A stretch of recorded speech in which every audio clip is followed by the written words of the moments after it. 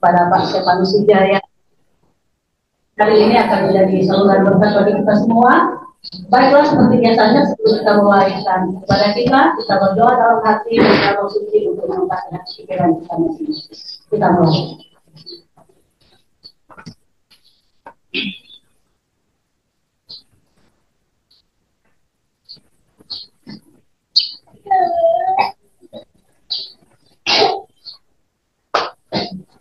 Selesai.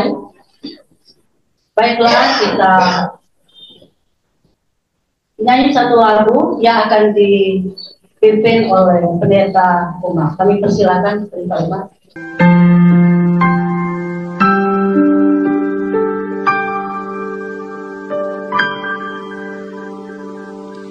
Hidup ini adalah kesempatan. Hidup ini untuk melayani Tuhan. Jangan sia-siakan waktu yang Tuhan beri.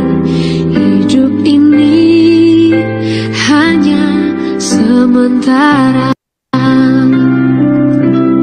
Sekuntum bunga di pagi hari, mekar indah harum di padang yang hijau.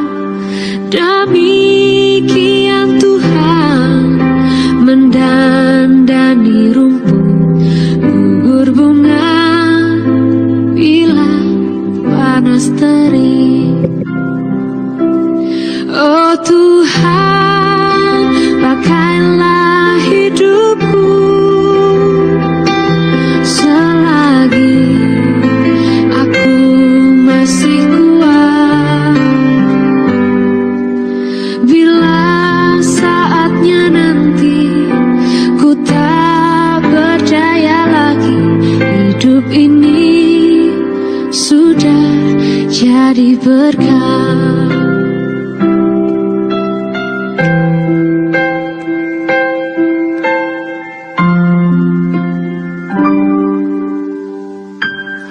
Hidup ini adalah kesempatan.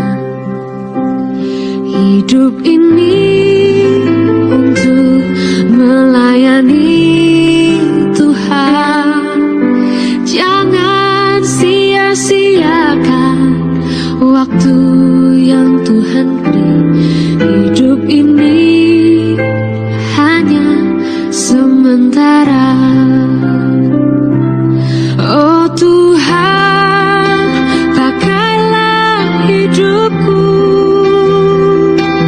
selagi aku masih kuat. Bila saatnya nanti ku tak berdaya lagi, hidup ini sudah jadi berkah.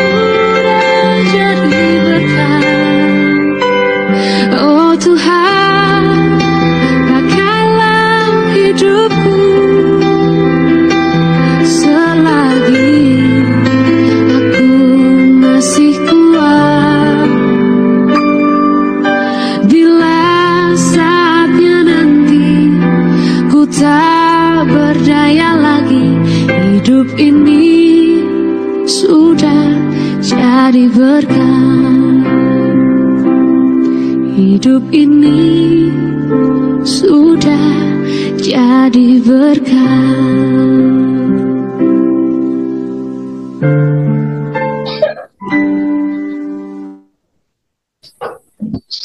Doa buka sekalian untuk memperkenalkan pembicara kita pada pagi hari ini, kami undang untuk berbicara di sini.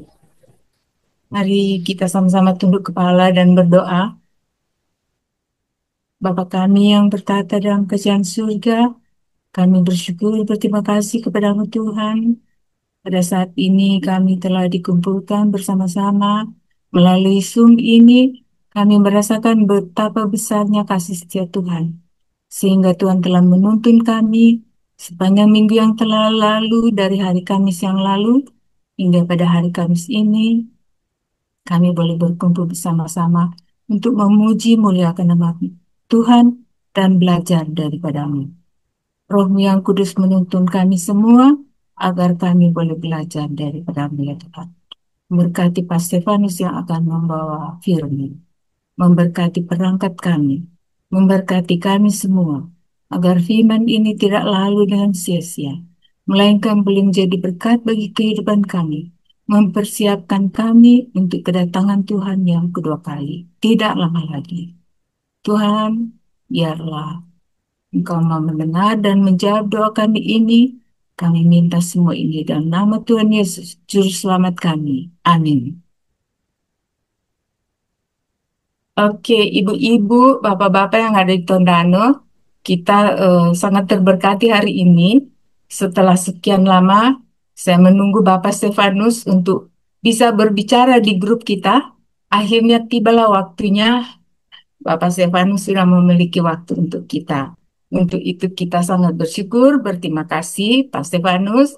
Perkenalkan, ini host kita adalah Pendeta Dolvander Umar, dan yang lain-lain Bapak Stefanus sudah kenal mereka dari Care Group Mount Moriah. Ada di sini mereka. Selanjutnya saya mau perkenalkan kepada ibu-ibu, bapak-bapak yang ada di Tondano semua. Bapak Stefanus ini adalah seorang evangelis yang sangat setia kepada Tuhan, tinggal di Jakarta. Dan beliau adalah orang yang sangat sibuk.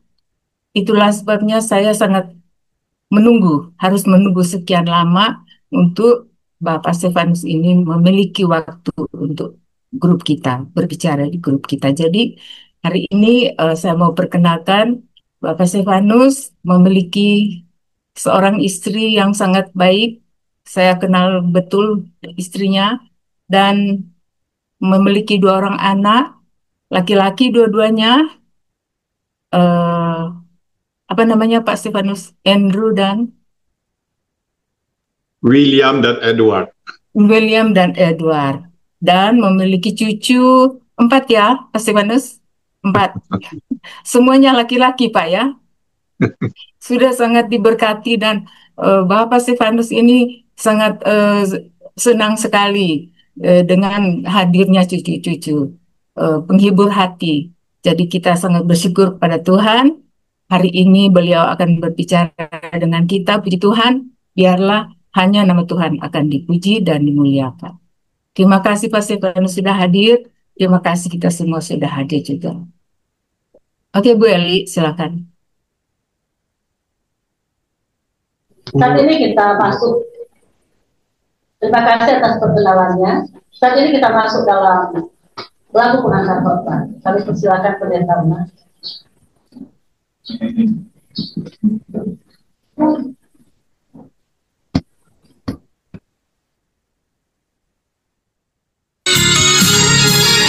Siapkan hatiku Tuhan untuk dengar firman-Mu saat ini. Sujud menyembah-Mu Tuhan, masuk hadirat-Mu saat ini. Curahkan urapan-Mu Tuhan bagi jemaat-Mu saat ini. Ku siapkan hatiku Tuhan untuk dengar firman-Mu.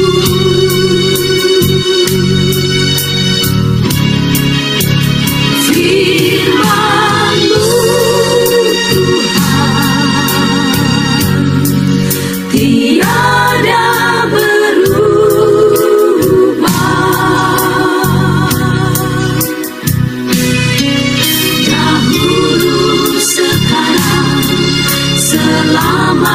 selama-lamanya tiada berubah. Firman-Mu Tuhan, penolong hidupku, ku siapkan hatiku Tuhan, untuk dengar firman-Mu.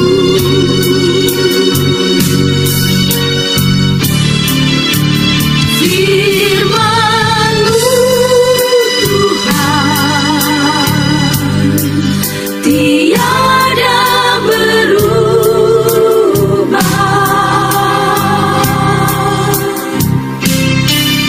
Dahulu, sekarang, selama-lamanya tiada berubah. Firman-Mu Tuhan, penolong hidupku, ku siapkan hatiku Tuhan, untuk dengar firman-Mu. Ku siapkan hatiku Tuhan, untuk dengar firman-Mu.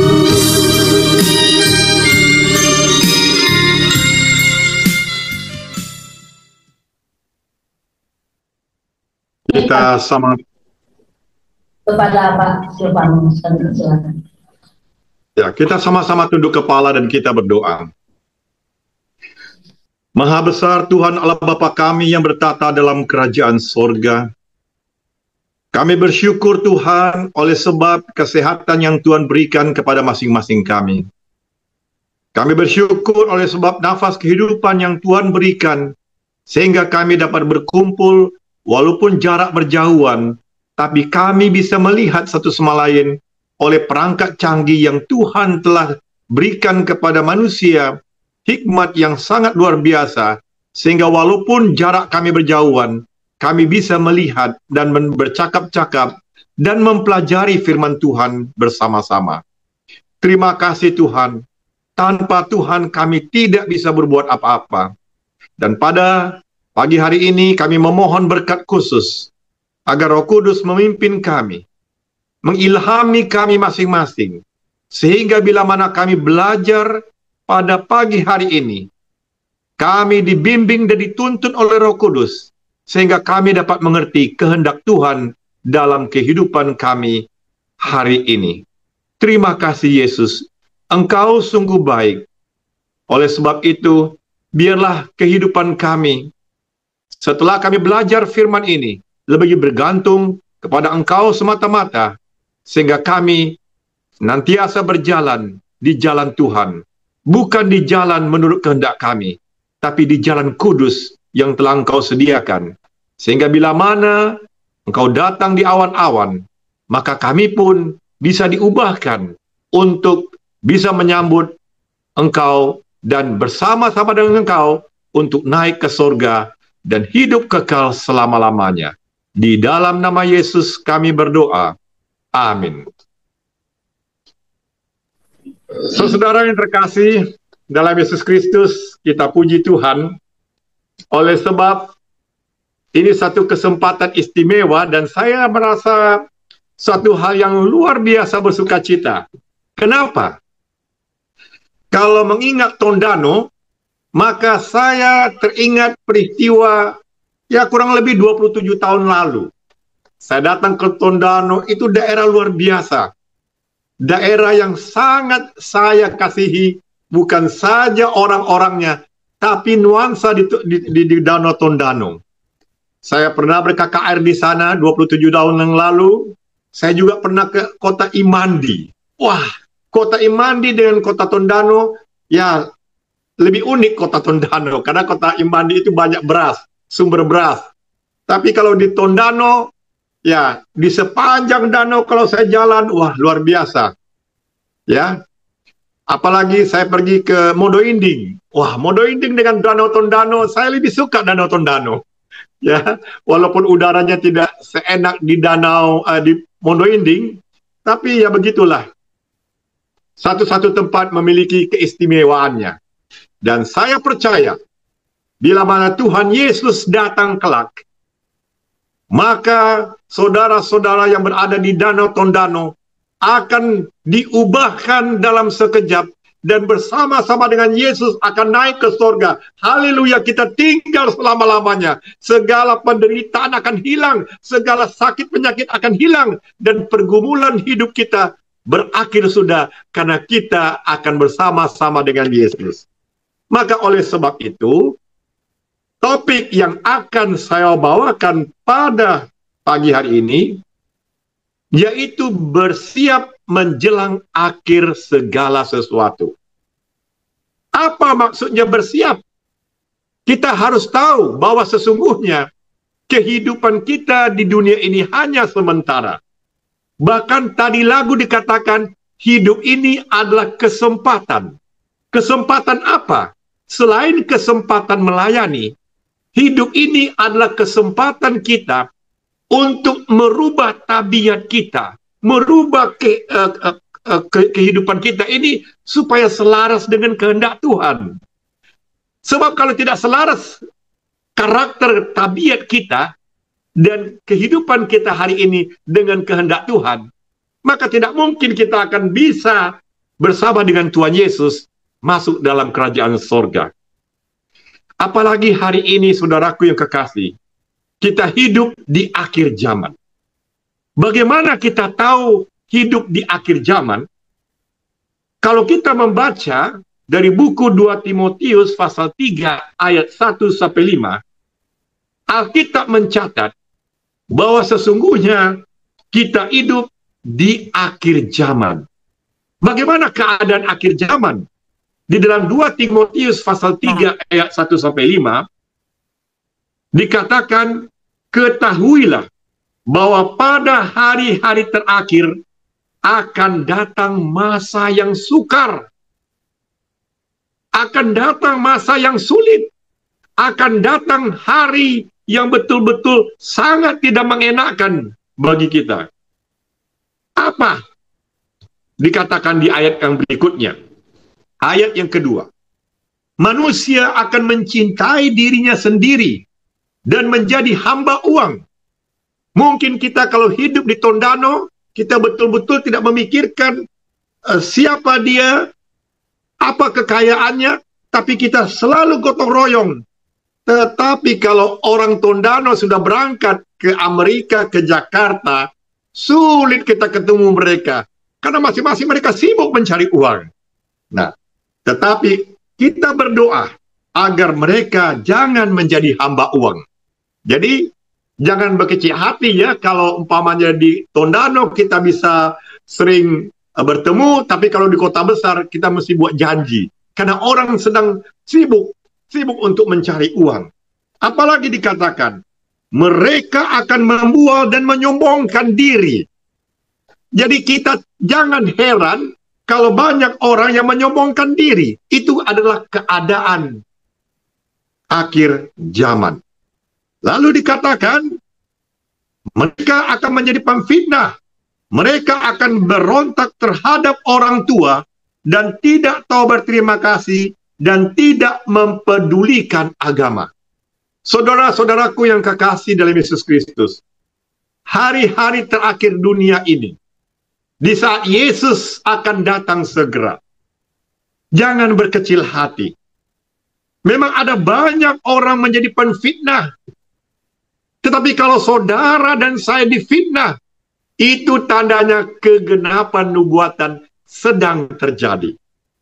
Apabila ada orang menggosip tentang saudara, apabila saudara melihat anak-anak mulai memberontak, tidak mendengarkan kata-kata saudara sebagai orang tua, ingatlah, ini akhir zaman. Dan itu akan terjadi karena mereka tidak tahu berterima kasih. Dan tidak mempedulikan agama.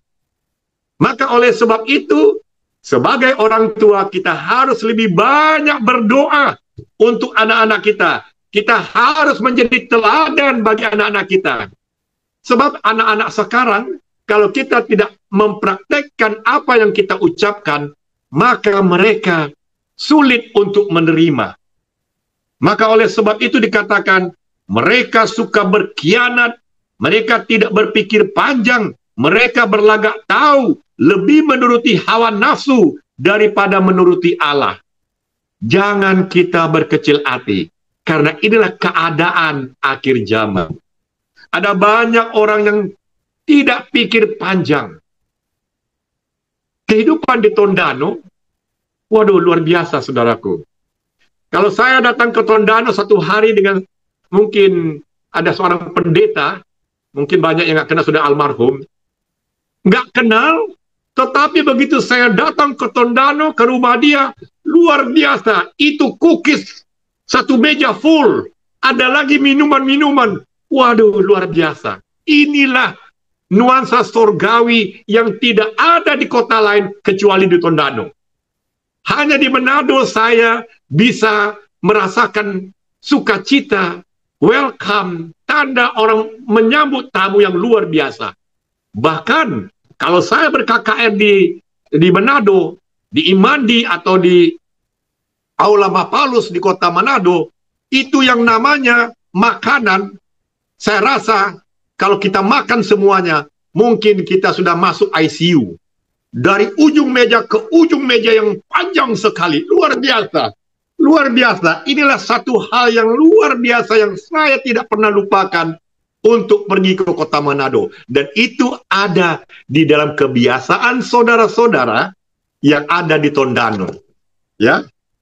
Dan apalagi dikatakan bahwa banyak yang menuruti hawa nafsu dan daripada menuruti Allah. Saya bersyukur kepada Tuhan.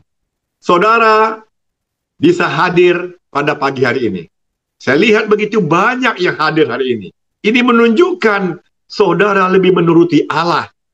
Dan kegenapan nubuatan ini jauh dari orang-orang Tondano. Jauh dari saudara yang ikut Zoom pada pagi hari ini. Ada banyak manusia yang secara lahiriah, mereka menjalankan ibadah, tapi pada hakikatnya mereka memungkiri kekuatannya. Mengapa itu bisa terjadi? Oleh sebab keadaan zaman saat ini. Nah, saudaraku yang kekasih dalam Yesus Kristus, kalau kita melihat keadaan zaman hari ini, ada banyak hal yang mungkin mengecewakan hati kita. Terlebih kalau kita lihat situasi hari ini. Ibu-ibu, kalau dulu kita ke pasar dengan uang 100.000 rupiah, kita bisa beli ayam, kita bisa beli apa saja. Kalau soal sayur mayur di Tondano banyak. Kalau ikan apa namanya? Ikan yang kecil-kecil itu ikan tude apa? Bukan tude, ikan apa namanya? Payangka. Ada ikan Ikan payangka. Nyanda, itu ikan yang kita makan kalau dipakai bubur Manado. Yang kecil-kecil. Ikan roa. Nyanda, satu lagi yang kecil-kecil ada hanya di Danau Tondano ada itu. Apa itu? Nike. Wah, itu luar biasa itu Nike. Dulu setiap orang datang dari Tondano, orang selalu bawa Nike kepada saya. Bahkan saking fanatiknya saya dengan daerah Danau Tondano, saya minta hanya satu, jangan bawa macam-macam dari Manado, saya nggak suka. Bawa kangkung dari Danau Tondano. Itu kangkung Danau Tondano luar biasa. Luar biasa. Dan ada di Amerika, dan ada di kota Jakarta. Beda kangkung Danau Tondano dengan di Jakarta. Itu kalau kita makan kangkung Danau Tondano, itu rasanya seperti makan kerupuk. Wah, enak sekali dia punya rasa. Nah, kembali kita ke dalam pelajaran hari ini. Kalau demikian, dari keadaan tanda zaman, akhir zaman, maka tidak heran terjadi peperangan. Yesus pun menubuatkan tentang hal itu. Kalau kita baca dalam buku Matius, pasal yang ke-24, ayat 6 dan 7, Yesus berkata, kamu akan mendengar deru perang, kabar-kabar tentang perang. Bahkan Hari ini kita sedang melihat dan menyaksikan. Kita bisa melihat di setiap hari di televisi bagaimana Iran menyerang Israel, bagaimana Israel membalas serangan Iran, dan Ukraina dan Rusia juga bertempur. Bahkan Pakistan, India pun bertempur. Itu baru permulaan. Belum semuanya bertempur, belum semuanya berperang. Kalau peperangan antar suku itu juga akan terjadi. Dan ini semuanya adalah tanda-tanda bahwa kedatangan Yesus akan datang segera. Jadi Bapak Ibu semuanya, kalau kita melihat keadaan sekarang ini, berbahagialah saudara-saudara yang tinggal jauh dari kota besar. Kehidupan di kota besar ini tidak seenak kalau kita tinggal di desa seperti di Danau Tondano. Kenapa? Oleh sebab di Danau Tondano orang main gitar, sering kita dengar main gitar. Tapi di kota besar, nggak ada kita dengar orang main gitar. Kenapa? Karena tidak ada waktu. Di Danau Tondano kalau nyanda kerja, masih bisa kita makan, kita pergi ke danau itu, kita makan, kita ambil ikan nike, kita ambil kangkung, kita tumis begitu saja. Tapi di kota besar, mencari kangkung, apalagi di Amerika kayak Ibu Jenny, sukar sulit dia cari kangkung. Nyanda ada di kota Amerika tuh kangkung. Ya, jadi kita bersyukur kepada Tuhan. Lalu hidup di mana saja itu sama. Tetapi yang terpenting kita harus dekat kepada Tuhan. Nah, kembali, kalau kita sudah membaca tadi ayat dari buku 2 Timotius, Matius pasal 24 ayat 6 dan 7 yang dikatakan oleh Yesus tentang keadaan akhir zaman ini menunjukkan kegenapan tanda-tanda zaman sedang terjadi, yaitu perang, gempa bumi, kelaparan, dan penyakit. Saudaraku, kita tidak usah heran.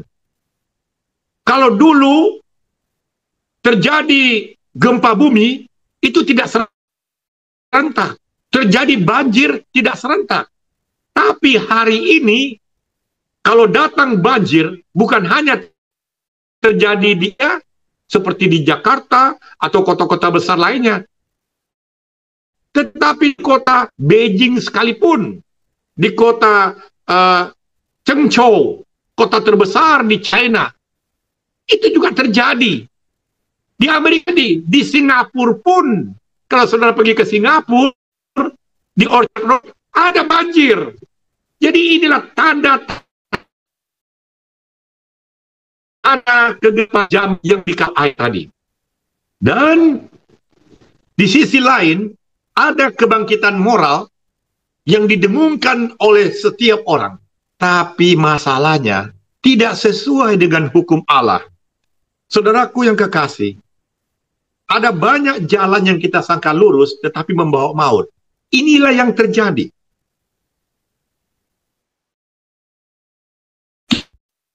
Kita harus menjadi orang suci, kita harus menjadi orang yang baik. Tapi masalahnya tidak sesuai dengan apa yang Tuhan minta, Tuhan kehendaki di dalam Alkitab. Bahkan hari ini, saya masih ingat waktu saya pergi ke Tincep. Di Tincep saya pergi, itu kan daerah cengkeh ya, banyak cengkeh. Saya pergi ke sana, lalu memang satu hari sebelumnya dikatakan, Pak Stefanus kalau bisa datang bawa firman Tuhan. Itu hari Rabu, saya masih ingat hari Rabu. Begitu saya sampai di Tincep, datang lagi kabar bahwa Pak Stefanus, kita kali ini Rabu malam digabung. Di mana digabung? Itu acara untuk memberikan penghiburan karena ada yang meninggal dan belum dikubur. Wah, saya katakan, wah ini sudah beda nih firman Tuhan ini Rabu malam dengan untuk acara memberikan penghiburan. Ya puji Tuhan, saya rubah firman Tuhan itu, saya kemas sedemikian rupa. Tetapi yang membuat kita totofore bukan soal firman Tuhannya. Kita totofore karena apa? Begitu kita berdiri di mic, kita seakan-akan seperti tetangga. Itu pakai loudspeaker. Tetangga pada dengar semua. Wah, ini untuk satu kampung ini. Ini bukan hanya untuk kelompok yang berduka, tapi satu kampung. Ya, wah, itu belum pernah saya alami. Karena saya ke Tincek baru sekali waktu itu. Tapi saya bilang, Tuhan, tolong kuatkan saya, Tuhan. Dan disitulah saya membawakan satu firman Tuhan tentang kematian dan kebangkitan. Saudara tahu apa yang terjadi? Ada banyak orang yang berusaha untuk menghibur satu sama lain. Kalau ada yang meninggal, tanpa sadar orang berkata, selamat jalan sahabatku, selamat jalan opa yang kukasihi, kita akan bertemu kembali di surga. Dan sekarang opa, kekasihku yang sangat kucintai, engkau sudah bahagia berada di surga. Itu banyak kita dengar. Nah, bagi saudara, mungkin ini terasa asing. Coba kita pikir, kalau ada yang meninggal, lalu dia langsung masuk ke surga. Begitu dia lihat di surga, dia hidup di surga, seandainya itu benar ya, dia lihat di surga, ini kenapa saya punya cucu Carlota terus, dia nak bekerja cari uang. Hah? Itu Carlota lagi, ini mamanya Carlota, adanya Carlota, bapaknya juga pergi jalan-jalan. Ini kenapa? Itu apa yang terjadi? Pasti yang meninggal, opa yang meninggal di surga melihat, oh dodo, ini kenapa keluarga cucu-cucu saya gantinya bekerja keras, cari uang untuk menghidupi nafkah anak-anaknya. Dia Carlota dan penggosip. Sedih. Atau berkelahi satu sama lain. Sedih. Bagaimana di surga? Di surga dikatakan hidup penuh sukacita. Tetapi hati sedih. Bisakah kehidupan di surga yang bersedih? Tentunya tidak, bukan? Nah, di surga itu hidup penuh sukacita. Kalau hidup penuh sukacita, apa kata Alkitab tentang orang mati? Orang mati itu tidur. Saudara, dalam naskah asli Alkitab, orang fell asleep, tidur. Ketika Stefanus dirajam, he sleep. Ya, ketika Lazarus mati, he fell asleep, tidur. Maka kata Yesus, aku akan datang membangunkan dia. Raja Daud, Saul, dan semuanya dalam perjanjian lama. Kematian menurut Alkitab, tidur. Artinya tidur, ya. Ilustrasinya kalau kita tidur, ya nggak tahu apa-apa. Dikelitikin, nggak tahu kita. Semakin keras dikelitikin, baru terbangun. Siapa ngana kelitikin kita? Kita lagi tidur enak. Tapi kalau orang mati ngana kelitikin, ya nggak pernah bangun-bangun. Nah, itu bedanya. Jadi dengan kata lain, orang mati tidak tahu apa-apa. Seandainya orang mati tahu dan melihat dan bisa mendengar, hati-hati jangan ada yang sudah mati kekasihnya kawin lagi. Hati-hati, malam-malam ditarik itu. Kalau ada umpamanya yang sudah mati kekasihnya, lalu dia kawin lagi, oh sudah Jo. Ngana nggak bisa lihat dia bisa lihat Ngana. Dia tarik itu, dia cekek cuma tengler. Kenapa Ngana kawin lagi? Janji palsu Ngana sama kita somati Ngana mau kawin lagi. Nah, udah. Apa yang terjadi? Ternyata itu cerita fiktif. Tidak ada orang mati yang tahu apa yang dikatakan hari ini. Nah, itu disebut ajaran spiritisme. Jadi ajaran spiritisme itu adalah bahwa yang mati itu tubuhnya, tanah kembali kepada tanah dan debu, maka rohnya masih hidup. Saudaraku yang kekasih, pagi ini saya mau sampaikan bahwa pekabaran tentang ajaran spiritisme semakin menjadi-jadi. Tapi Alkitab jelas mengatakan, Ngoni bisa baca dalam Pengkhotbah 9 ayat 5 dan 6. Pengkhotbah 9 ayat 5 dan 6 mengatakan, orang hidup tahu dia akan mati, tapi orang mati yang tahu apa-apa. Sebab kalau tahu orang mati itu tahu sesuatu, kita yang hidup ketar-ketir, takut kita. Kenapa? Orang mati bisa kita jangan bisa lihat orang mati, bukan? Tetapi puji Tuhan, itu tidak ada. Itu adalah cerita fiktif yang dibuat oleh setan. Jadi kalau ada orang mati mulai hari ini, kita cukup menghibur orang yang hidup. Kita cukup memberi kekuatan kepada orang yang masih mempunyai hubungan kekerabatan dengan orang mati. Itu yang kita kuatkan, itu yang kita hibur. Kalau orang mati, tidak bisa bertobat lagi. Ya, bagaimana pasang baju aja mesti kita yang pasang baju. Mau pergi ke kuburan mesti kita yang antar dan kuburkan. Itu orang mati. Ya, tapi kalau orang hidup, nganang nggak usah pakai baju kita. Kita bisa sorong ini baju, kita pasang ini baju. Kita mau kemana pun bisa hidup. Kalau orang mati tidak bisa ditolong. Ini tidak tahu apa-apa. Baik.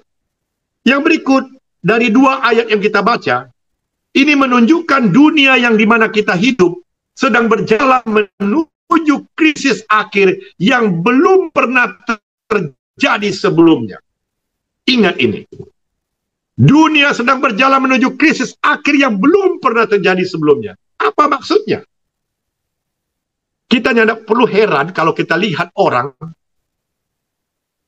sekarang berita-berita seorang mencabuli cucunya. Itu adalah kegenapan nubuatan yang belum pernah terjadi sebelumnya. Masih ingat peristiwa 4 tahun lalu atau 3 tahun lalu di Hawaii? Ini orang waktu terjadi kebakaran itu betul-betul api dari laut datang lagi api. Di darat ada api, di laut ada api, kemana saja ada api. Ini adalah peristiwa kegenapan yang belum pernah terjadi sebelumnya. Makanya saya baca satu buku, yang buku ini sangat menarik, karena ditulis oleh seorang yang betul-betul hamba Tuhan. Dia katakan bahwa peristiwa-peristiwa besar berlangsung di dunia ini saat ini.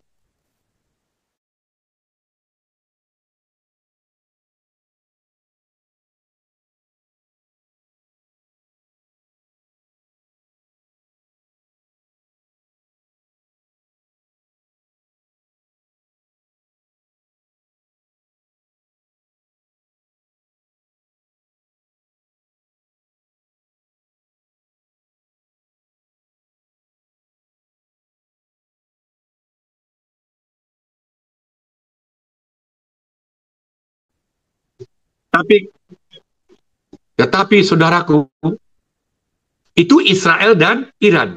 Tapi kalau Bapak Ibu dari Tondano, saya nggak tahu di Manado, nggak pernah saya lihat orang makan bakso, nggak pernah saya lihat orang makan bakso di Manado itu. Ya, tapi kalau di kota-kota besar seperti Jakarta juga ada bakso, namanya bakso rudal. Nah itu kalau Israel sama Iran dorong pakai rudal menghantam satu sama lain, tapi kalau di Jakarta rudal itu dimakan. Ya, jadi ini menunjukkan bahwa peristiwa itu sedang kita lihat. Nah, yang kalau kita lihat di dalam peperangan Israel dan Iran ini, apalagi Amerika ikut campur, ini adalah bahagian nubuatan. Kenapa bagian nubuatan? Jadi bersyukur kita menjadi orang yang mengikut Yesus, percaya Yesus. Kenapa? Apa yang terjadi hari ini ada ditulis di Alkitab. Orang lainnya tidak tahu, tapi kita sudah tahu. Kenapa? Kita ada Alkitab. Alkitab yang saya pegang ini sama dengan Alkitab yang ada di rumah saudara nanti. Coba lihat. Kita lihat dalam buku Daniel pasal 11 ayat 44-45. Di dalam buku Daniel pasal 11 44-45 itu, di situ dikatakan salah satu ayat mengatakan, tetapi kabar-kabar dari sebelah timur dan utara akan mengejutkan. Artinya apa? Ada kegiatan yang mengejutkan dari kerajaan utara. Karena datang dari timur, dari utara. Dalam Wahyu 11 ayat 18 dikatakan, bangsa-bangsa menjadi marah. Saudara tahu apa maksudnya bangsa-bangsa menjadi marah? Lihat, terjadi perang Iran-Israel. Amerika ikut campur, mengebom di Iran. Di Jakarta pun orang demo, benci kepada Amerika ikut campur. Ya. Di Malaysia, benci kepada Amerika. Di mana-mana, kedutaan Amerika penuh dengan demonstrasi. Itu menandakan bangsa-bangsa menjadi marah. Jadi di dunia saat ini, saudaraku, kalau ada peperangan satu sama lain, maka seluruh negara ikut terlibat. Dan dikatakan dalam Wahyu 16 ayat 12 dan 14, raja-raja dari sebelah timur dikumpulkan tempat yang dalam bahasa Ibrani disebut Harmagedon. Nah, sekarang kita bertanya, apa yang dari timur itu? Menurut nubuatan, yang dari timur itu adalah negara-negara yang berasal dari wilayah Persia, Kurdi, Arab. Iran itu namanya Persia zaman Perjanjian Lama. Hari ini namanya Iran. Itu mulai 1930. Diganti nama Persia menjadi Iran. Dan kalau kita lihat tadi ayat Alkitab dari utara. Dari utara inilah pusat kekuasaan rohani, di mana pemimpin agama berkuasa sebagai pemimpin dunia. Dan sebaliknya, itu untuk Kristen. Sebaliknya Rusia juga begitu. Mereka tidak percaya kepada Tuhan. Menjadi pemimpin agama. Jadi satu kekuatan yang besar di dunia ini. Dan inilah yang mengejutkan, yang mengagetkan. Jadi kita akan tunggu kapan pemimpin dunia yang dari utara itu akan ikut terlibat dalam perang. Dan itu pasti akan terjadi. Sekarang belum, hanya diam-diam saja. Tapi begitu ikut campur, kita betul-betul akan kaget. Kenapa? Itulah menjadi perang dunia ketiga. Sebenarnya bukan perang dunia ketiga, bisa jadi kedatangan Yesus yang kedua kali, hari kiamat. Sebab saudaraku, kalau terjadi perang nuklir, tidak ada satu negara pun bisa luput dari akibat radiasi nuklir. Ya, seluruh dunia akan kena. Radiasi nuklir itu bagaimana, Pak Stefanus? Apakah nampaknya kita akan mati langsung? Sebelum mati kita nampak bodoh-bodoh, idiot. Ya, setelah itu tersiksa kita. Tapi yang terbakar dengan api radiasi nuklir, ya sudah jelas, sudah menderita, mati. Susah, saudaraku. Makanya di dalam tulisan yang saya pernah baca juga, bahwa di dalam buku Education halaman 179, pekerjaan para bangsa sekarang sedang diarahkan oleh tangan yang tidak kelihatan kepada krisis besar dalam sejarah dunia. Saudaraku yang kekasih dalam Yesus Kristus, apa yang saudara lihat peperangan hari ini, itu ada kuasa yang tidak kelihatan, yaitu pekerjaan setan. Sehingga pekerjaan setan melawan pekerjaan Yesus. Pekerjaan Yesus mewartakan tentang pekabaran kasihnya yang terakhir bagi dunia ini. Tapi setan juga tidak tinggal diam. Dia adu domba orang supaya orang berkelahi berperang, sehingga manusia jadi galau, jadi kacau. Ini apa yang terjadi? Nah, saudaraku, di tengah kegalauan ini, kita harus ingat, apapun yang terjadi, jangan khawatir. Yang dikhawatirkan kalau hubungan saudara dan saya tidak dekat dengan Tuhan Yesus. Kita harus bergantung pada Tuhan Yesus. Mau perang atau tidak perang, mau ribut atau tidak ribut, ya Tuhan, tinggallah di dalam hatiku. Maka kita harus lebih banyak berdoa. Dan supaya kita mendapat kekuatan, jangan fokus kepada perang, tapi fokus kepada satu pertanyaan. Apakah Yesus ada di dalam hati saudara dan saya? Kalau Yesus ada di dalam hati saudara dan saya, ingat Roma 14 ayat 8. Kalau kita hidup untuk Kristus. Kalau kita mati dalam Kristus. hidup atau mati, kita milik Kristus. Itu yang utama daripada segalanya. Dengan kata lain, kalau hari ini kita miskin, kita kaya, tidak apa-apa. Mau miskin, mau kaya, tidak apa-apa. Yang penting kita menjadi yang kaya kalau Yesus ada di dalam kehidupan kita. Ini yang terpenting, bukan materi yang penting. Lalu, apa maksud dibalik semua peristiwa yang terjadi pada hari ini?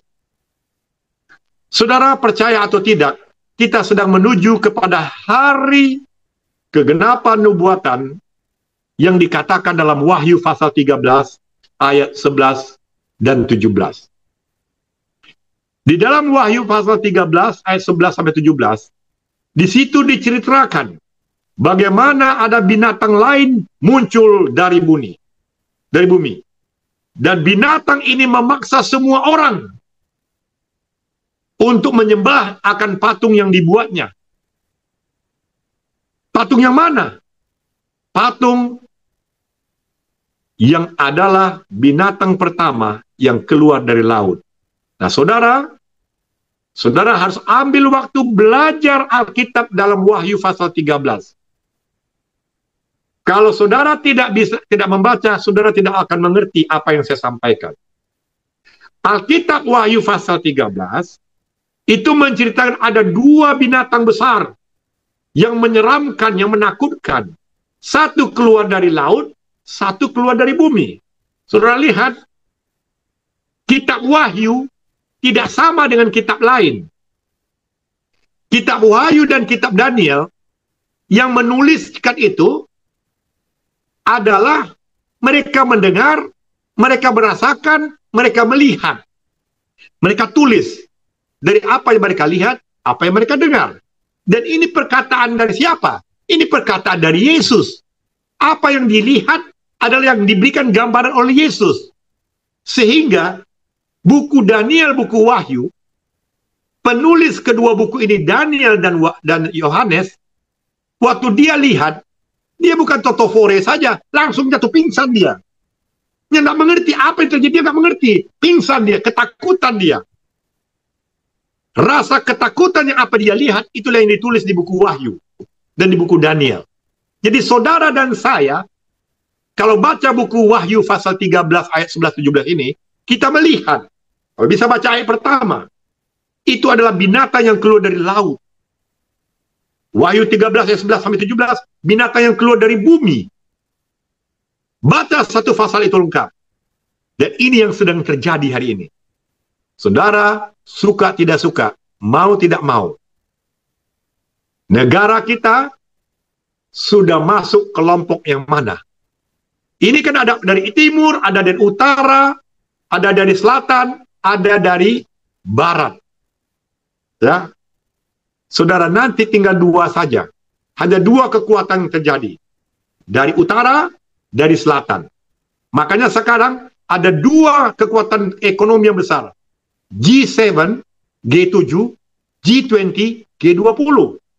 Anggotanya ada dan sekutunya. Ada lagi sekarang BRICS. BRICS ini adalah negara-negara yang disebut kerajaan selatan. Rusia, China, Brasil, India, dan termasuk di dalamnya adalah Indonesia. Indonesia termasuk dalam BRICS. Kalau di sini G7, G20 adalah negara-negara yang disebut kerajaan utara. Nah, kalau kita baca Daniel pasal 11, maka kerajaan selatan, yaitu BRICS, Rusia, China, segala negara yang ada paham komunis, termasuk Iran, ada di BRICS. Ini akan menyerang kerajaan utara. Tetapi di ayat 44 dari Daniel pasal 11, kerajaan utara ini menyerbu kerajaan selatan ini, membinasakan mereka. Jadi kalau saudara tanya kepada kita, menurut Pak Stefanus, dengan perang-perang yang kacau-kacau begini, siapa yang menang? Kan China bagus, Pak. Kapal perangnya hebat. Lebih bagus China dibandingkan Amerika hari ini. Di Amerika, kalau kita pergi, ya kebetulan saya di Atlanta dulu pernah Saya naik train, wah luar biasa. Itu stasiunnya di stasiun kereta api di Amerika tidak sebagus di Hong Kong atau sebagus di Rusia. Oh, di Rusia, saudaraku, dia punya kereta api di bawah tanah. Wah, luar biasa. Terkagum-kagum saya. Di China lebih hebat lagi. Tapi jangan lihat itunya. Manusia bisa melihat itu. Tapi tetap Alkitab yang benar. Yang menang nanti adalah kerajaan utara. Kerajaan utara. Siapa saja kerajaan utara? G7, G20. Nah, negara Vatikan sekalipun masuk di G20. Negara Vatikan. Nah, Indonesia masuk kemana? Ya, Kerajaan Selatan, BRICS. Nah, saudara, kita nggak mau habis waktu untuk itu. Tetapi apa tujuannya peperangan ini, saudaraku? Kerajaan utara yang dikomandoi oleh Amerika sebagai binatang yang keluar dari bumi akan menghantam ini Kerajaan Selatan. Dalam Daniel pasal 11 ayat 45 dikatakan, saudara bisa lihat di layar kaca saudara, Daniel 11:45, ia akan mendirikan kemah kerajaannya di antara laut dan gunung permai yang kudus, tapi ia akan menemui ajalnya dan tidak ada yang menolongnya. Apa maksud ayat ini, saudaraku? Alkitab menubuatkan peperangan antara utara dan selatan, antara G7, G20, dan BRICS, walaupun masing-masing kuat membuat satu mata uang di kalangan mereka, ini membuat satu mata uang di kalangan mereka, tapi tetap di dalam Wahyu 13:17 hanya satu mata uang global nanti. Yang tidak ikut sistem ini, yang tidak tunduk pada ini, tidak bisa bertransaksi jual beli. Dan itu akan terjadi ketika ia mendirikan kemah kerajaannya di antara laut dan gunung permai yang kudus. Di mana tanah permai itu? Tanah permai itu adalah Yerusalem dan sekitarnya, jalur Gaza. Jadi jangan heran bahwa fokus dunia itu akan nanti ke Yerusalem dan sekitarnya. Kenapa Presiden Trump pengen menduduki jalur Gaza? Kosongkan tempat itu kalau nggak bahaya. Karena itulah kegenapan nubuatan. Ia akan mendirikan kemah kerajaannya. Jadi itu kegenapan nubuatan. Dan sudah dinubuatkan Alkitab. Nah, ini Alkitab tidak boleh ditafsirkan. Kenapa saya ngomong begini? Karena Alkitab sendiri yang menerangkan. Di dalam buku Daniel pasal 11 ada 45 ayat. Ayat pertama sampai 43 persis sama seperti yang dinubuatkan. Dan ada catatan sejarah dunia yang mendukung atas apa yang ditulis dari ayat pertama sampai ayat 43. Ayat 44 dan 45 ini sedang proses, sedang berlangsung. Dua ini selesai, game is over. Tamat sudah. Kiamat sudah datang. Jadi saudaraku yang kekasih, kita hidup di hari-hari terakhir dunia ini. Saya tidak menakut-nakutin saudara, tetapi ini Alkitab yang katakan. Peperangan yang terjadi ini tinggal satu langkah lagi, Amerika dengan sekutunya akan mendirikan kemah kerajaannya di antara laut dan gunung permai yang kudus. Gunung permai yang kudus adalah melambangkan Yerusalem dan sekitarnya. Jadi, kalau kita lihat ayat yang kita baca tadi, dalam Wahyu pasal 13 dan Daniel pasal 11 itu, ini menunjukkan pendirian patung binatang itu adalah merujuk kepada sistem persatuan agama dan politik secara global. Persatuan agama dan politik artinya yang memimpin dunia ini nanti adalah menyatukan agama dan politik. Kita tidak bisa bilang nggak mungkin. Saudara dan saya akan ditarik. Pilih yang mana? Kalau pilih mayoritas, belum tentu benar menurut Alkitab. Sebab itu kita harus hati-hati. Pilihlah yang sesuai dengan apa yang dikatakan Alkitab. Bukan pilih berdasarkan apa yang kita lihat dan apa yang kita nalarin, yang kita pikirkan. Jangan. Kita pilih yang sesuai dengan kata Alkitab. Apa tujuan dari sistem penyatuan agama dan politik secara global? Adalah untuk menghancurkan umat Tuhan. Karena mereka menggantikan hukum Allah, terutama mengenai hari Sabat. Saudaraku yang kekasih dalam Yesus Kristus, tentang hari Sabat ini sudah dinubuatkan dalam buku Daniel pasal 7 ayat 25. Saudara catat itu ayat.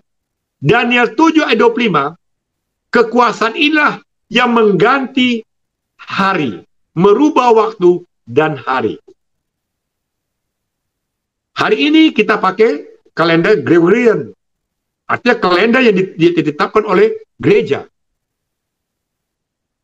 Hari, kenapa banyak orang berbakti hari Minggu? Ya sebab mengikuti apa yang sudah ditetapkan oleh manusia, bukan oleh Alkitab firman Tuhan. Tetapi saudaraku, bagi saudara yang baru mendengar, ingatlah, saya menghimbau kita semua membaca firman Tuhan. Belajar dari firman Tuhan. Yang tidak perlu dengar apa kata orang. Kita baca firman Tuhan. Kenapa? Banyak mayoritas ikut di luar hari Sabtu, karena justru ini kegenapan sedang terjadi. Oleh sebab, dengan perantaraan persatuan dengan dunia, artinya gereja-gereja, maka gereja akan membentuk gambar dari binatang. Ini menurut tulisan yang saya kagumi penulisnya, ditulis dalam The Great Controversy halaman 445. Apa maksudnya? Saudaraku yang kekasih dalam Yesus Kristus, mayoritas tidak menentukan kebenaran. Minoritas juga bukan berarti Tuhan tidak menyertai kelompok ini. Tapi kalau saudara berpatokan kepada firman Tuhan, maka firman Tuhan katakan, hai engkau kelompok kecil, aku senantiasa menyertai engkau. Ada ditulis dalam kitab Lukas. Maka oleh sebab itu saudaraku, kenapa penting tentang hari Sabat? Karena hari Sabat ini adalah materai Allah. Sedangkan hari lain adalah tanda binatang. Jadi kalau peperangan kerajaan utara dan kerajaan selatan, G7, G20 dengan BRICS, demikian juga dengan sekutunya berperang, maka Alkitab mengatakan peperangan antara Yesus dan Lucifer, pengikut Yesus dan pengikut Lucifer, apa yang dipersoalkan, apa tandanya, yaitu tandanya. Materai Allah adalah kepemilikan milik Allah. Materai tanda binatang adalah kepemilikan binatang yang disebut di Alkitab, Wahyu 13, bilangan binatang itu 666. Siapa itu? Kalau saudara baca di buku Alkitab, dalam 1 Yohanes, ya, saudara baca nanti, pasal 2 ayat 19, 18-19, itu adalah yang disebut Antichrist. Yesus Tuhan, tapi ada yang anti pada Yesus, Antichrist. Nah, Antichrist ini memakai materai yang disebut tanda binatang. Yesus menggunakan materai yang disebut materai yang hidup. Jadi sama-sama materai, tapi beda. Kalau kita buka dalam Wahyu pasal 7 ayat 2 dan 3, ya, di situ dikatakan jangan merusakkan bumi sebelum kami memeteraikan hamba-hamba Allah. Saudaraku yang kekasih, baca ini ayat. Ini karena waktu singkat maka saya tulis sedikit-sedikit. Tapi sesungguhnya ketika Allah memateraikan umatnya, di ayat yang pertama, Yesus perintahkan kepada keempat penjuru bumi, kepada malaikat yang menahan keempat angin bumi. Jangan ada angin bertiup, baik di darat, di laut, atau di pohon-pohon. Artinya, jangan lepas tahan. Siapa? Karena orang Tondano semua mendengar firman Tuhan. Supaya mereka belajar. Kasih kesempatan mereka belajar. Kasih kesempatan kepada si orang mau belajar. Ditahan. Untuk apa? Supaya materai Allah yang hidup itu dicapkan di dahi. Kita tidak bisa melihat materai Allah di dahi. Artinya dicapkan di dahi artinya kalau saudara dan saya betul-betul memiliki materai Allah yang hidup, maka kehidupan kita akan sama dengan firman Tuhan. Pikiran kita akan sama dengan isi Alkitab ini. Tapi tanda binatang, tempelkan ke dahi, tempelkan ke tangan, perbuatannya mengaku mengikut Yesus, tapi pikirannya lebih banyak memikirkan perkara duniawi. Banyak kompromi dan percaya kepada ajaran spiritisme modern. Saudaraku yang kekasih dalam Yesus Kristus, serupa tapi tidak sama. Sama-sama materai tapi berbeda.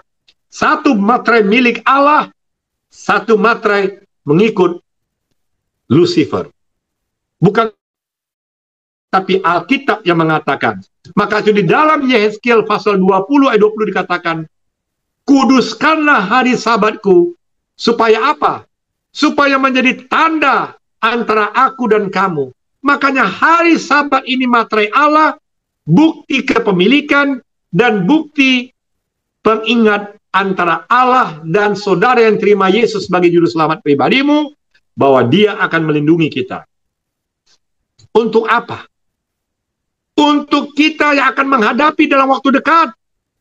Kalau satu mata uang global sudah ditetapkan, maka dalam Wahyu 13 ayat 16-17 dikatakan, semua orang mau kecil mau besar diberi tanda pada tangan dan kanan atau dahi mereka, dan hanya mereka yang bisa bertransaksi. Lalu, bagaimana dengan umat Tuhan? Tuhan akan memelihara saudara dan saya. Dia akan mengirimkan burung gagak pun untuk memberi makan Nabi Elia. Hal yang sama, dia akan melindungi, memberikan kita roti dan minum di saat masa kesukaran. Tidak perlu kita khawatirkan, karena Tuhan janji, pasti dia tepati.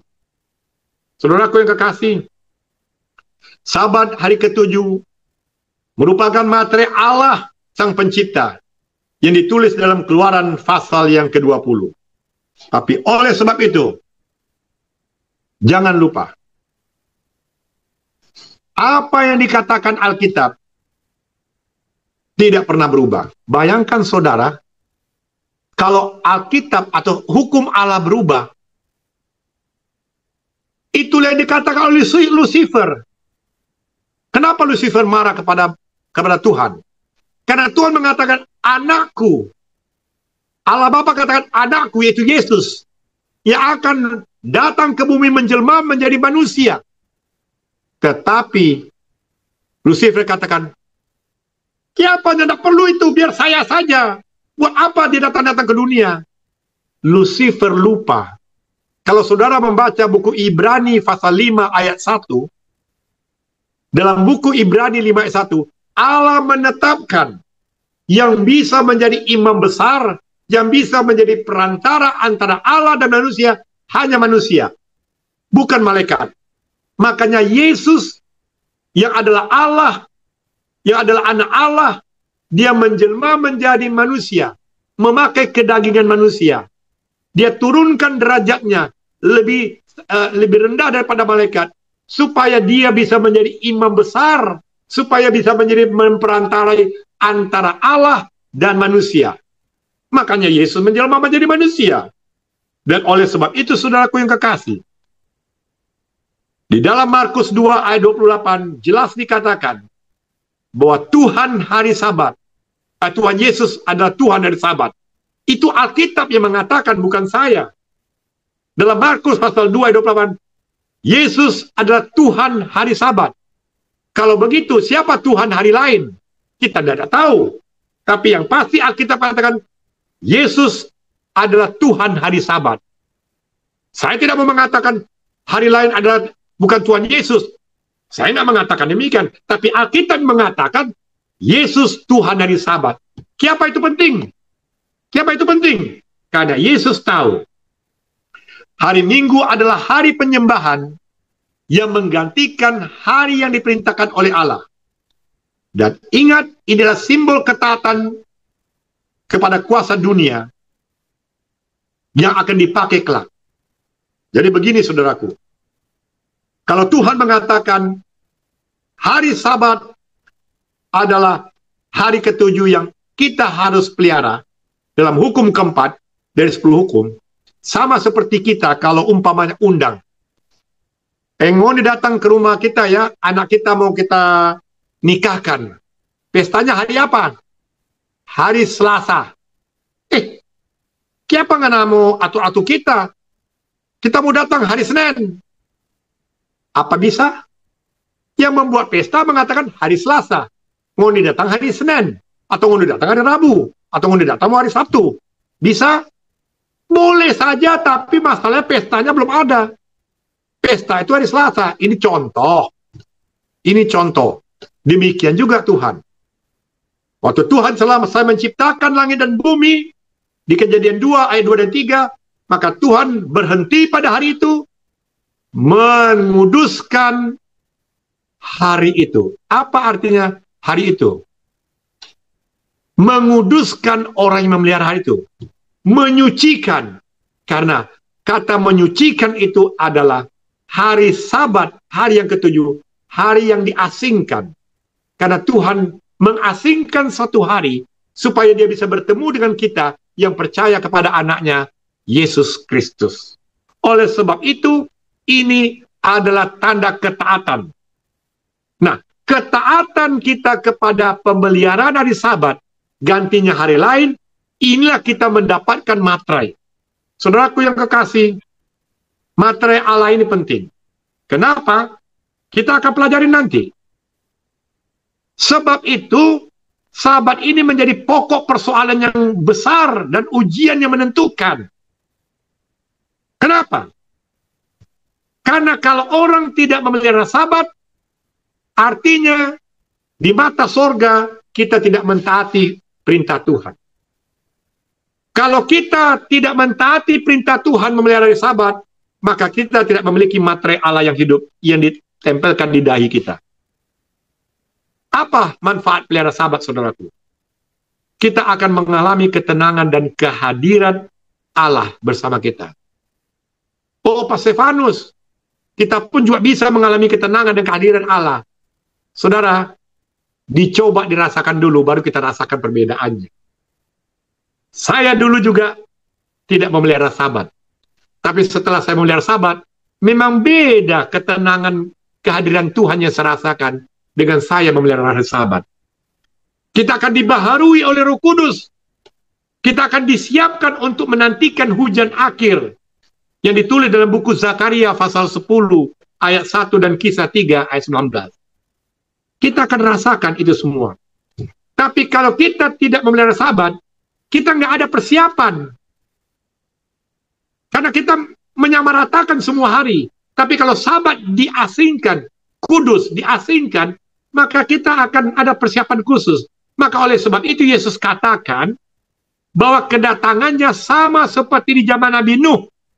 Di zaman Nabi Nuh, orang yang selamat kalau mereka masuk Bahtera.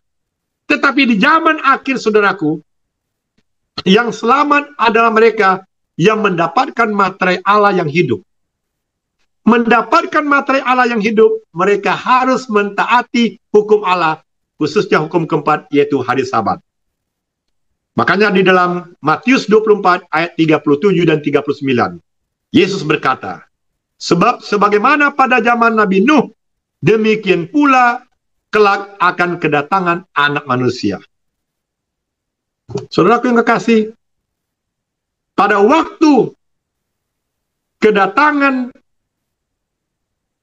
Yesus, maka satu rahasianya, saudara harus memiliki materai Allah yang hidup. Kalau zaman Nabi Nuh, apa saudara pikir tidak ada banyak orang yang menolong Nabi Nuh?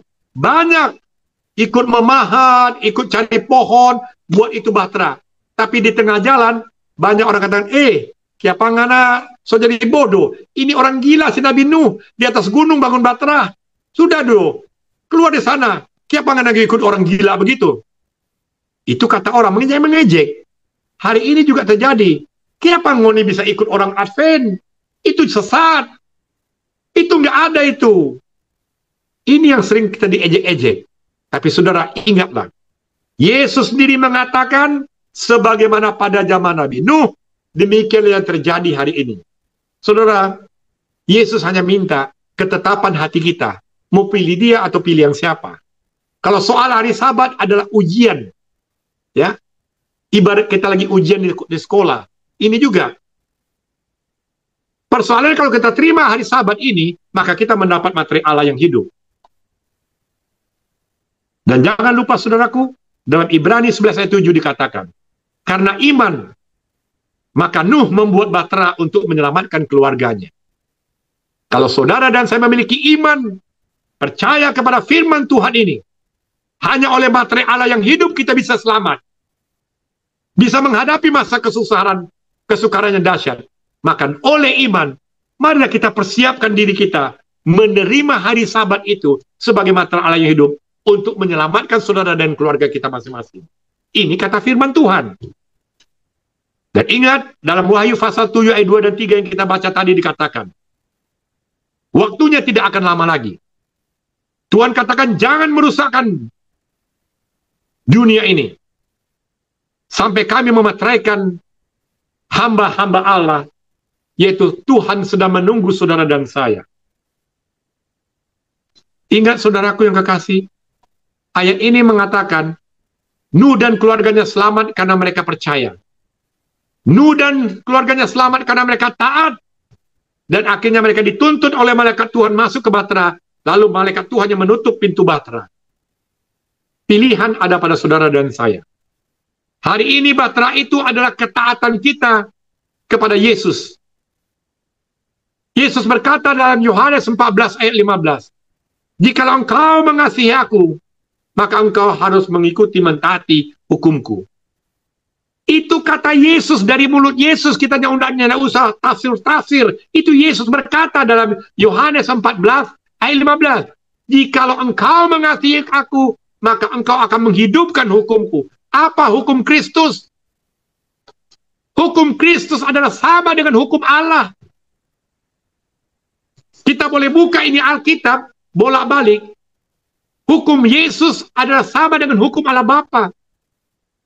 Yang tidak pernah berubah itu.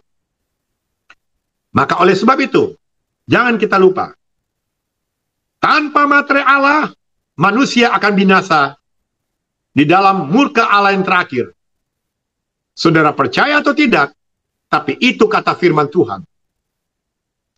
Kalau saudara dan saya memiliki materi Allah yang hidup, dengan memelihara hari Sabat, sebagai bukti ketaatan kita, maka kita akan selamat. Sama seperti zaman Nabi Nuh. Oleh sebab itu, saudaraku yang kekasih, dalam satu buku yang saya suka baca, yang ditulis oleh orang yang diinspirasikan menulis begini, sebagaimana pada zaman Nabi Nuh, hanya mereka yang masuk ke dalam bahtera yang disiapkan oleh Tuhan yang selamat. Demikian juga hanya mereka yang menerima materi Allah yang hidup, yang akan selamat dari kebinasaan. Saudara mau percaya atau nyanda, kita sudah sampaikan apa adanya berdasarkan Alkitab ini. Tidak ada yang paksakan saudara. Tapi kalau saudara dan saya mau selamat, hanya satu cara, terimalah materi Allah yang hidup, supaya kita selamat. Untuk menerima materi Allah yang hidup, syaratnya cuma satu. Taati hukum Allah, khususnya hukum keempat. Ingat dan kuduskanlah hari Sabat. Walaupun kita anggap hari Minggu adalah hari Sabat, itu kata kita, tapi yang punya pesta adalah Tuhan. Sama seperti tadi ilustrasi, yang punya pesta adalah orang yang mengadakan pernikahan untuk anaknya. Oleh sebab itu, saudaraku, kalau kita baca 2 Korintus 6 ayat 2 dikatakan, sesungguhnya, sekaranglah waktu yang berkenan itu, sekaranglah hari penyelamatan itu. Kita tidak tahu, perang Iran Israel boleh saja gencatan senjata 12 hari. Tapi ini sebenarnya perjanjian damai yang semu. Bisa jadi orang masih siap-siapkan untuk perang yang lebih dahsyat lagi. Makanya Amerika menghancurkan senjata nuklir Iran supaya jangan terjadi perang dunia ketiga. Tapi Iran tidak bodoh, karena dia adalah bahagian kerajaan selatan. Dia akan disupport. Kalau ini jadi perang, maka ingat saudaraku, inilah waktu yang berkenan bagi Tuhan.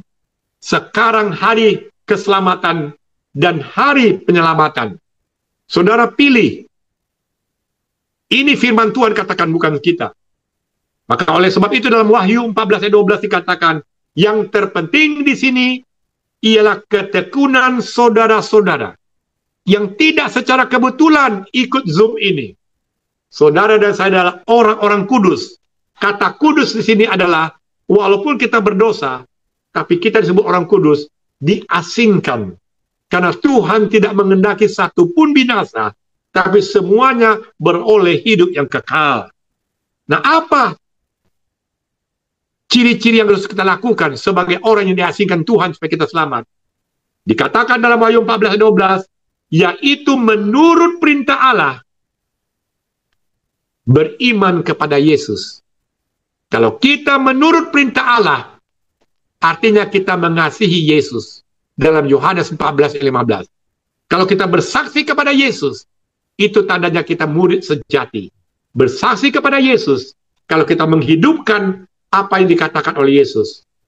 Yesus sendiri, bayangkan saudara, dia katakan kepada murid-muridnya, waktu dia menubuatkan tentang kota Yerusalem akan dibinasakan tahun 70 AD. 40 tahun berikut setelah dia ngomong. Jadi Yesus ngomong, 40 tahun terjadi kebinasaan kota Yerusalem. Tapi satu kata-kata Yesus yang paling harus kita ingat. Berdoalah agar hari itu jangan sampai jatuh pada musim dingin dan hari Sabat. Kenapa Yesus katakan jangan jatuh pada hari Sabat dan musim dingin? Ini menunjukkan Yesus menekankan pentingnya hari Sabat, saudaraku.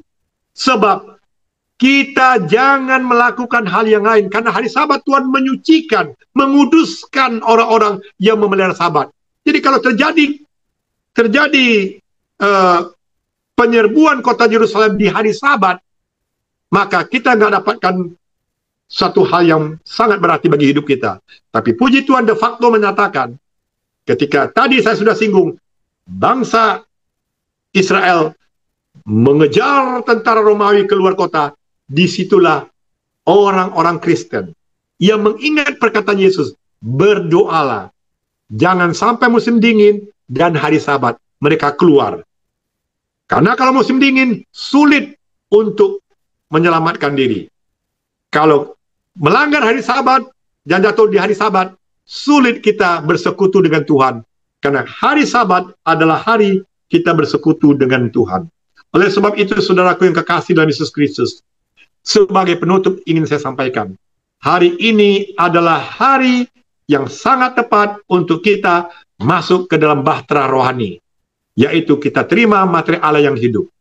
Hari ini adalah waktu untuk ditandai, bila mana kita terima materi Allah, maka artinya kita tidak mau kompromi lagi. Kita mau hidup sesuai dengan firman Tuhan. Hidup ini ada kesempatan. Tuhan, kuatkan saya untuk saya bisa untuk mengikuti Tuhan pada hari ini. Dan marilah kita bertobat, kita setia pada hukum Tuhan. Sebab kalau kita mengaku beriman, tapi kita tidak mentaati hukumnya, itu adalah, kata orang Jakarta, sama dengan bohong. Kenapa? Saya mencintai papa, saya mencintai mama, tapi tidak mau dengar kata papa dan mama, itu sama juga bohong. Begini juga, kalau kita benar-benar bertobat, kita harus setia pada hukum Tuhan. Supaya apa? Supaya kita mendapatkan kecurahan Roh Kudus. Kiranya Tuhan memberkati kita semua. Amin. Kita tunduk kepala dan kita berdoa. Terima kasih Tuhan Yesus. Engkau begitu baik. Oleh sebab di saat kami mungkin sedang mencari Engkau, di saat hati kami gamang untuk melihat keadaan zaman akhir ini, di saat kami sedang memikirkan apakah kami hidup sudah sesuai dengan kehendak Tuhan. Tetapi firman-Mu pagi hari ini telah dikumandangkan dengan suara nyaring dan keras. Engkau berkata dalam Yohanes 14:15, "Jikalau engkau mengasihi aku, turutilah perintahku." Dan perintah Engkau Yesus sama dengan perintah 10 hukum Allah. Khususnya hukum yang keempat, hari Sabat. Supaya masing-masing kami mendapatkan materai Allah yang hidup. Sementara 4 penjuru mata angin Engkau perintahkan kepada para malaikat untuk menahan. Supaya kami siap untuk Engkau materaikan. Dan akhirnya kami mendapatkan kecurahan Roh Kudus. Sehingga kami dipermuliakan. Hari ini kami belum dipermuliakan. Tapi bila mana kami dipermuliakan oleh kecurahan Roh Kudus, maka kami tidak akan mengalami kematian. Sampai kami melihat Engkau datang di awan-awan. Terima kasih Tuhan Yesus. Engkau begitu baik. Bila Roh Kudus bekerja di hati kami masing-masing. Sehingga kami berjalan di jalan Tuhan dan tidak ragu-ragu lagi. Apapun keadaan hari ini, kami tinggalkan, yang penting Yesus, Engkau ada bersama kami. Di dalam nama-Mu yang indah Yesus kami berdoa. Amin.